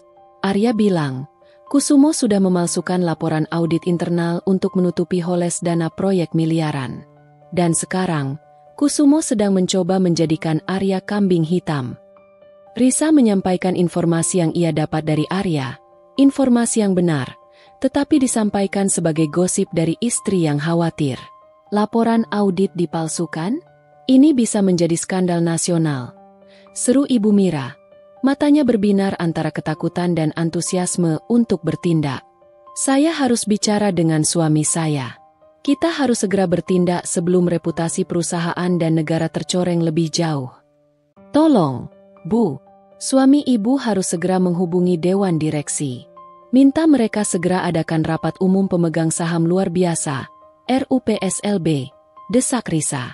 Katakan, demi menyelamatkan reputasi perusahaan, mereka harus membuka audit independen. Jangan sampai Kusumo punya waktu untuk membersihkan jejaknya. Risa tahu, sekali Ibu Mira bergerak, efeknya akan seperti bola salju yang menggelinding cepat. Desakan dari lingkungan sosialita dan pejabat tinggi jauh lebih efektif daripada tuntutan hukum biasa yang bisa dengan mudah dibungkam oleh Kusumo. Di saat yang sama, Tiara menjalankan peran paling berbahaya, mata-mata di sarang musuh.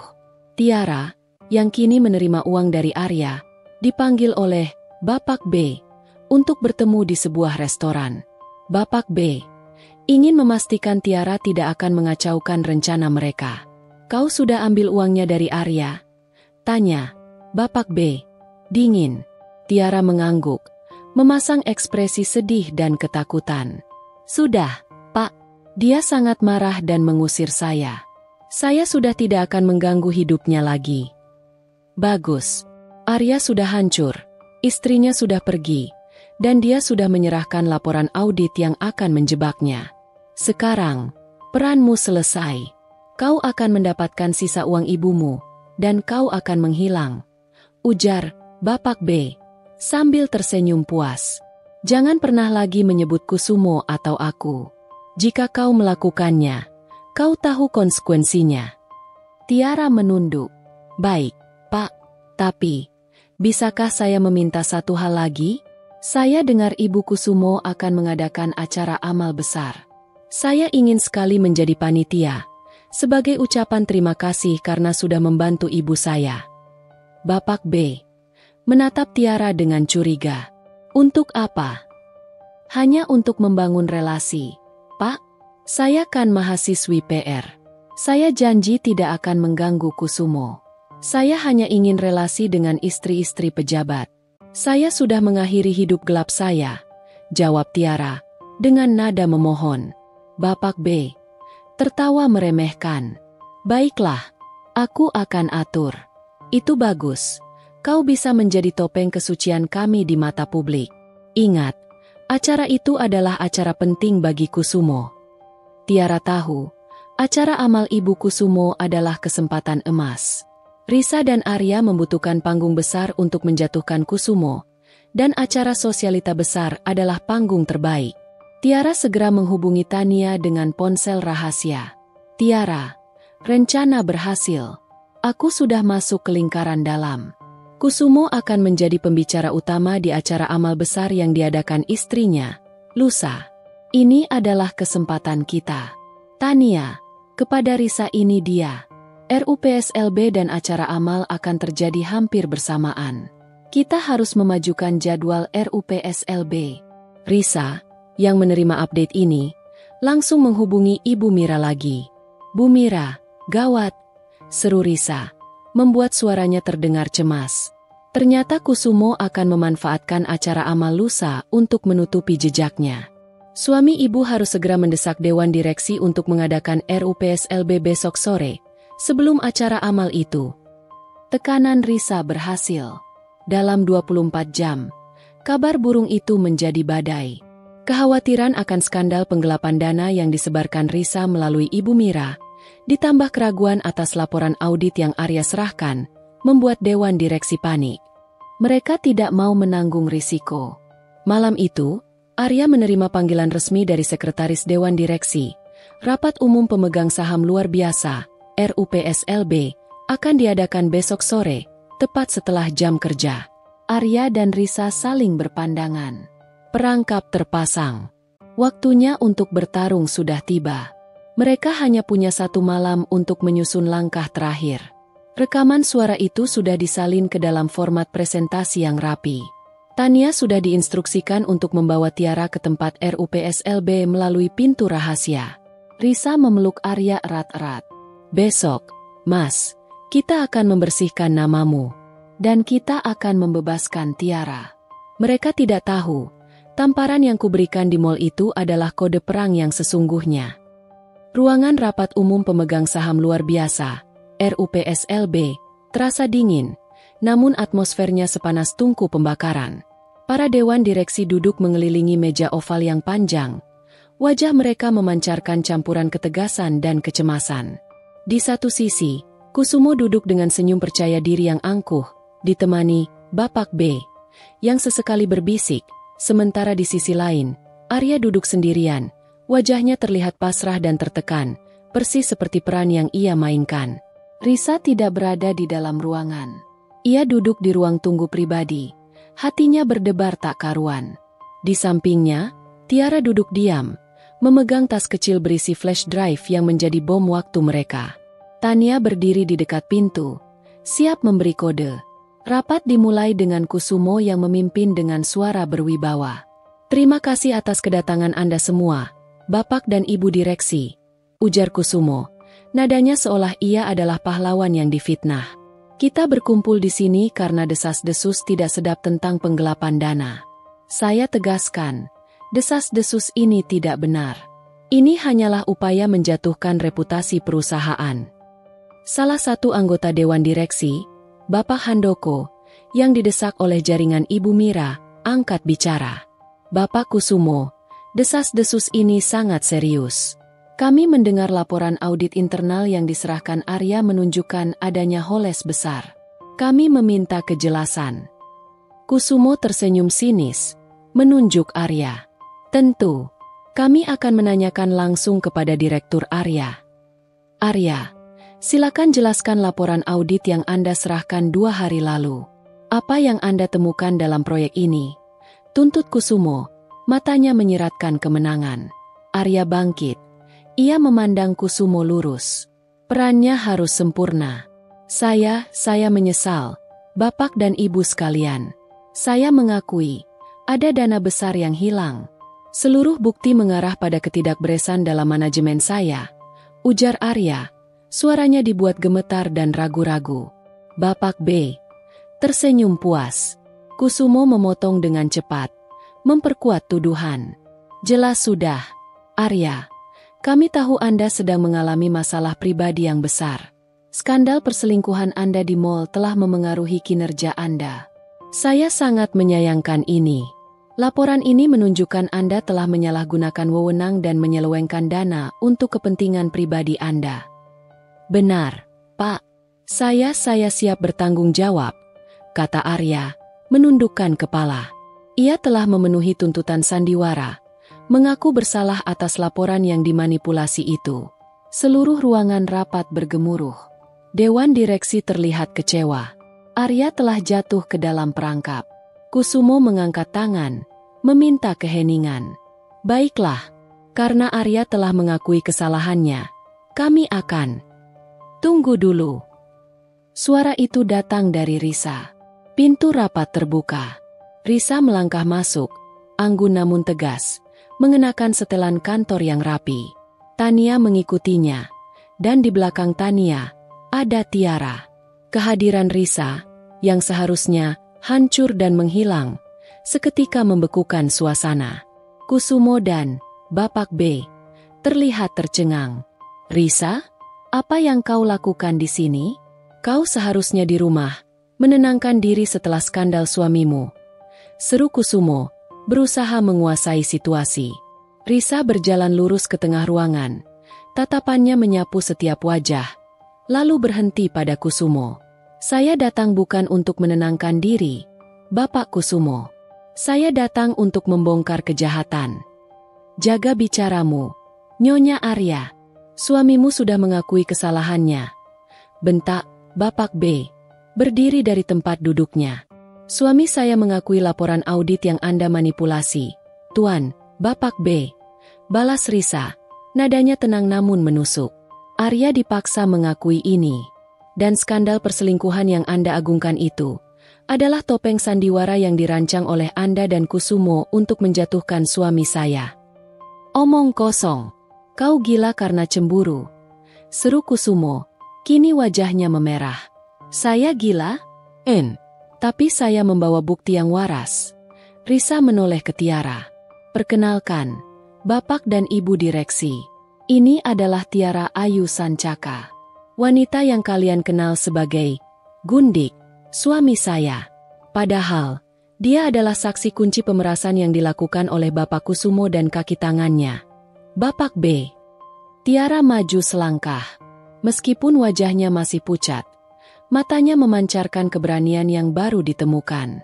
Saya dipaksa, Pak. Saya diancam. Keluarga saya diancam hancur jika saya tidak membantu Kusumo membuat skandal perselingkuhan Arya. Kusumo tertawa terbahak-bahak. Tawa yang terdengar sangat palsu. Gadis muda ini mengarang cerita. Dia hanya jalang bayaran suamimu. Nyonya Risa, kalian berdua sama-sama tidak waras. Kami tidak perlu membela diri dengan kata-kata, kata Risa, mengeluarkan flash drive dari tasnya. Kami membela diri dengan suara kebenaran. Risa menyambungkan flash drive itu ke proyektor. Gambar di layar berganti, menampilkan sebuah ikon audio. Ini adalah rekaman Bapak dan Ibu Direksi. Rekaman ancaman langsung dari Bapak B kepada Tiara, yang dengan jelas menyebutkan rencana pemerasan, penggelapan dana, dan nomor rekening penyuapan Kusumo. Risa menekan tombol play. Suasana seketika hening. Suara Bapak B yang angkuh dan mengancam memenuhi ruangan, menjelaskan dengan detail bagaimana mereka merekayasa skandal perselingkuhan, memanipulasi laporan audit, dan bagaimana mereka mengancam keselamatan Risa. Puncak klimaks terjadi ketika Bapak B menyebutkan, Kusumo ingin Arya tidak punya tenaga lagi untuk melawan. Kami tahu dia punya bukti penggelapan di proyek itu. Kusumo dan Bapak B menjadi panik.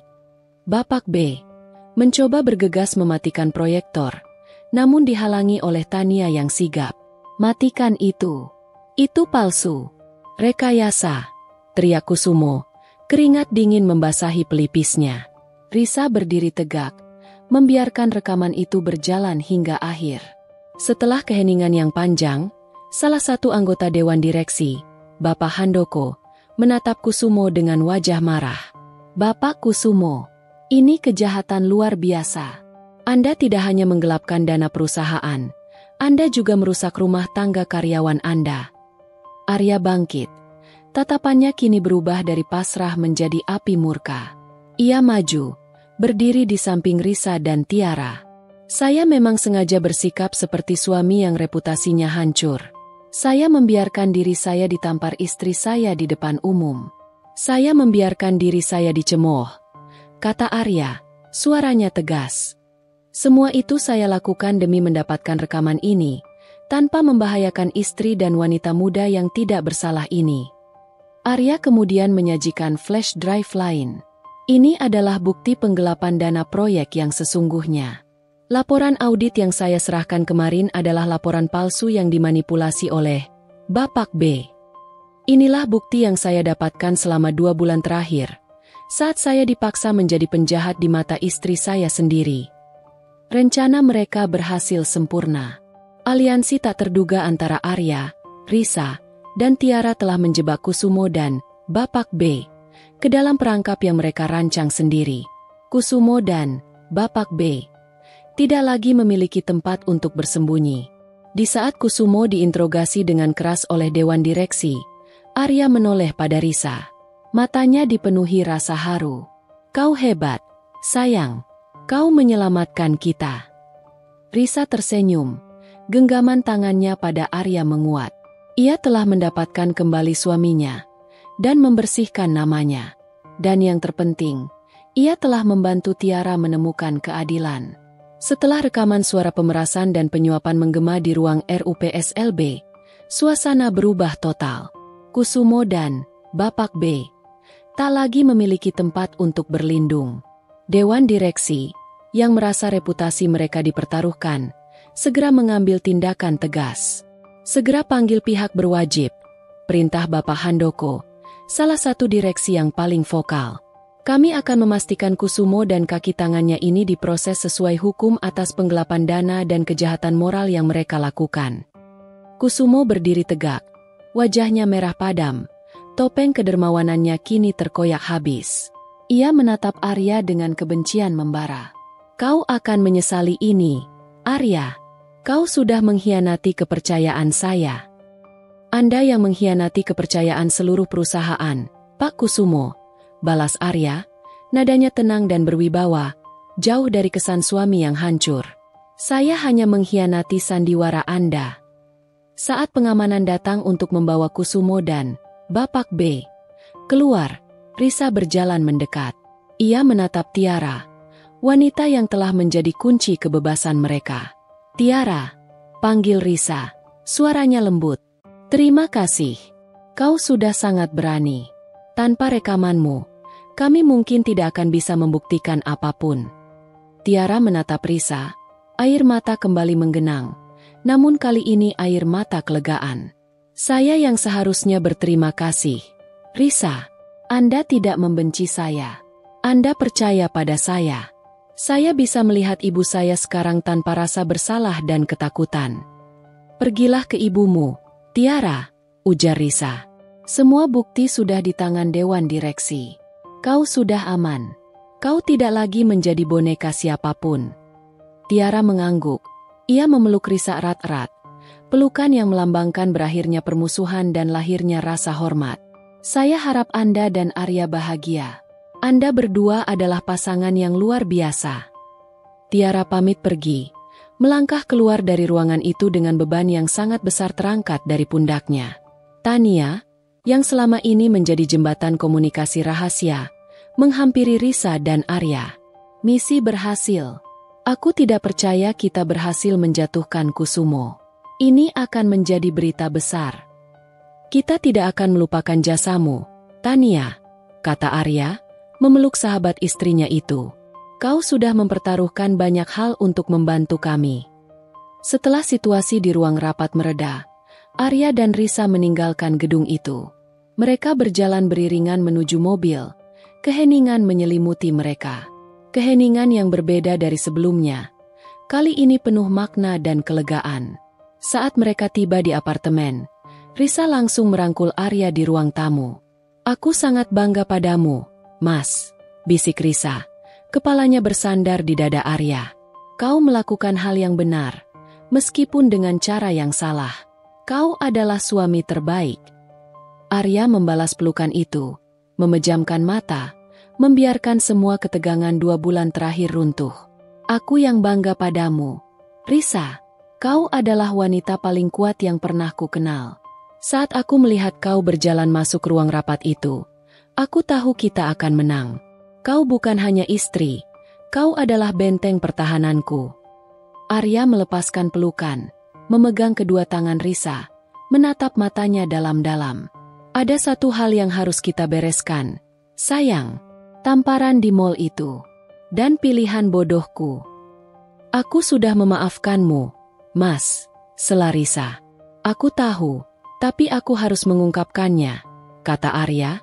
Matanya dipenuhi kejujuran yang menenangkan. Aku memilih membuatmu membenciku, karena aku tidak tahu cara lain untuk membuatmu aman. Mereka mengancam keselamatan fisikmu, Riz. Aku rela dicap selingkuh, koruptor, bahkan dicerai olehmu, asalkan kau tetap hidup dan sehat. Risa menyentuh pipi Arya, tempat bekas tamparannya. Luka fisik itu sudah lama hilang, namun bekas luka emosionalnya masih terasa. Aku tahu pengorbananmu sangat besar, Mas. Itu adalah cinta yang gelap, Cinta yang keliru, namun murni. Ujar Risa, suaranya serak. Aku hanya menyesal. Mengapa kau tidak percaya padaku sejak awal? Mengapa kau meremehkan kekuatanku? Kita adalah tim, Mas. Kau harus berbagi beban. Aku janji, Risa. Ini adalah pelajaran terbesar dalam hidupku. Aku tidak akan pernah lagi memikul beban apapun sendirian. Mulai sekarang, setiap masalah yang datang, kita hadapi berdua. Janji Arya, mencium kening Risa dengan lembut. Ciuman yang melambangkan rekonsiliasi jiwa. Lalu, bagaimana dengan reputasimu? Tanya Risa. Semua orang, termasuk media, sudah tahu tentang skandal perselingkuhan itu. Arya tersenyum. Tidak apa-apa. Kusumo sudah ditangkap. Dewan Direksi akan mengeluarkan rilis resmi yang menjelaskan bahwa skandal perselingkuhan itu adalah rekayasa untuk menjebakku agar aku diam tentang penggelapan dana. Namaku akan bersih. Riz. Hanya saja, ini akan menjadi cerita yang tidak akan pernah kita lupakan. Cerita yang membuat kita semakin kuat. Timpal Risa. Mereka berdua duduk di sofa, bersandar satu sama lain. Rumah yang sempat terasa dingin kini kembali hangat, dipenuhi kehangatan kebenaran. Mereka telah kehilangan kepercayaan untuk sementara, tetapi kini mereka menemukan cinta sejati yang teruji oleh intrik dan bahaya. Risa memejamkan mata. Ia sudah melalui badai emosi terburuk, dari cinta buta, pengkhianatan yang menyakitkan, hingga menemukan kebenaran yang mengerikan dan akhirnya memaafkan pengorbanan suaminya. Pintu menuju kebahagiaan telah terbuka kembali. Beberapa bulan berlalu sejak RUPSLB yang mengguncang dunia korporat. Drama besar yang dimulai dari sebuah tamparan di tengah mall kini telah mencapai babak akhirnya.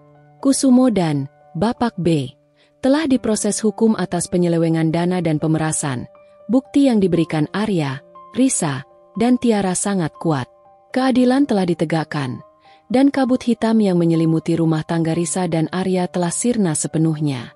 Dewan Direksi perusahaan Arya, yang sangat terkesan dengan keberanian dan kecerdasan Arya dalam mengungkap kejahatan, secara aklamasi menunjuk Arya sebagai Chief Executive Officer, CEO, sementara menggantikan Kusumo yang tersandung kasus hukum. Reputasi Arya yang sempat tercoreng oleh skandal perselingkuhan telah dipulihkan sepenuhnya setelah rilis resmi perusahaan menjelaskan bahwa itu adalah rekayasa untuk menjebaknya.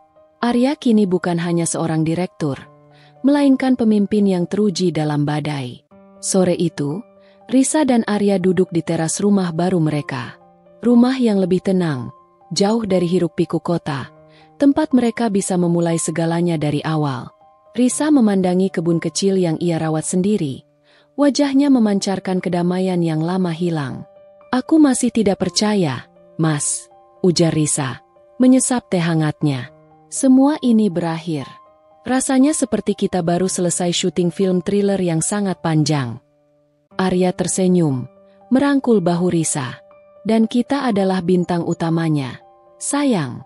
Film ini membuat kita tahu bahwa kita bisa bertahan dari apapun. Terima kasih karena kau memilih untuk berjuang, bukan menyerah. Aku memilih untuk percaya pada hatiku, bukan pada mataku, jawab Risa, bersandar nyaman di pelukan Arya. Oh ya, berbicara tentang hati, aku punya berita darimu, kata Arya, mengeluarkan ponselnya. Tania baru saja menghubungi. Dia bicara dengan Tiara. Bagaimana Tiara? Tanya Risa antusias. Ia sangat peduli pada nasib wanita muda itu. Ibunya sudah melewati operasi dengan sukses, dan kini dalam masa pemulihan. Keluarga Tiara sudah kembali stabil, jelas Arya. Tiara bilang, uang yang ia terima dari Kusumo sudah ia kembalikan ke perusahaan, dan dia memilih fokus pada kuliahnya. Dia mengirimkan pesan ini kepadamu. Arya membacakan pesan dari Tiara. Tolong sampaikan pada Risa, saya tidak akan pernah melupakan kebaikan hatinya. Beliau bukan hanya menyelamatkan saya dari pemerasan, tetapi juga mengajari saya tentang keberanian sejati. Saya berharap yang terbaik untuk pernikahan Anda berdua. Anda adalah panutan bagi saya, Risa. Risa tersenyum haru. Syukurlah, itu adalah babak penyelesaian yang paling melegakan bagiku. Dia pantas mendapatkan kebahagiaan. Dan kita juga, bisik Arya, mencium puncak kepala Risa. Kita pantas mendapatkan lembaran baru yang bersih. Arya meletakkan tangannya di perut Risa. Perut Risa yang kini mulai membuncit. Hadiah terindah setelah badai berlalu. Bagaimana kabar pewaris saham kita hari ini? Tanya Arya dengan suara jenaka. Risa tertawa. Dia baik-baik saja, Mas CEO. Dia tidak sabar untuk mendengar suara ayahnya yang kini sudah menjadi tokoh utama yang dihormati, bukan lagi penjahat. Aku janji, aku akan menjadi ayah dan suami yang lebih baik, yang tidak akan pernah lagi membuatmu merasakan kecemasan atau kesepian, ujar Arya, penuh ketulusan. Dulu aku membuatmu terluka, sekarang aku akan menghabiskan sisa hidupku untuk menyembuhkanmu. Aku sudah sembuh, Mas. Tamparan itu sudah lama berlalu, dan ia telah menjadi pengingat bagi kita berdua bahwa komunikasi adalah fondasi baja dalam rumah tangga, kata Risa. Nah, karena direktur utama sedang cuti hamil, ada baiknya kita berdua mengambil cuti yang lebih panjang, kata Arya, mengeluarkan 2 tiket dari saku jaketnya. Risa melihat tiket itu. Matanya berbinar. Santorini? Janji yang tertunda, akhirnya terpenuhi. Tentu. Arya meraih tangan Risa, mencium punggung tangannya. Tidak ada lagi janji yang tertunda. Kita akan tinggalkan semua drama di belakang. Kita akan membuat kenangan baru. Hanya ada kita, dan cahaya matahari Yunani. Mereka berdua bersandar, memandang matahari terbenam yang melukis langit dengan warna jingga keemasan. Kisah mereka dimulai dengan sebuah adegan memalukan. Seorang istri yang menampar suaminya di depan umum, di tengah mall yang ramai.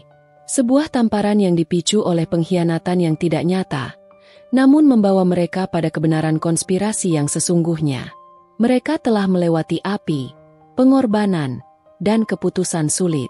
Mereka telah membuktikan bahwa cinta sejati tidak hanya tentang keindahan, tetapi juga tentang kemampuan untuk saling memaafkan, percaya pada insting, dan berdiri tegak sebagai satu tim melawan musuh yang tersembunyi. Kisah, tak sengaja kulihat suami peluk gundik di mall, berakhir bukan dengan perceraian atau kehancuran, melainkan dengan ikatan yang lebih kuat, sebuah mahakarya kasih yang diuji oleh intrik paling kotor, dan diakhiri dengan janji kebahagiaan abadi. Risa memeluk Arya lebih erat. Terima kasih, Mas, untuk semuanya. Sama-sama, sayang. Happy ending kita baru saja dimulai. Mereka berdua tersenyum, siap menyambut matahari terbit di atas lautan Aegean, meninggalkan semua bayangan hitam di Jakarta.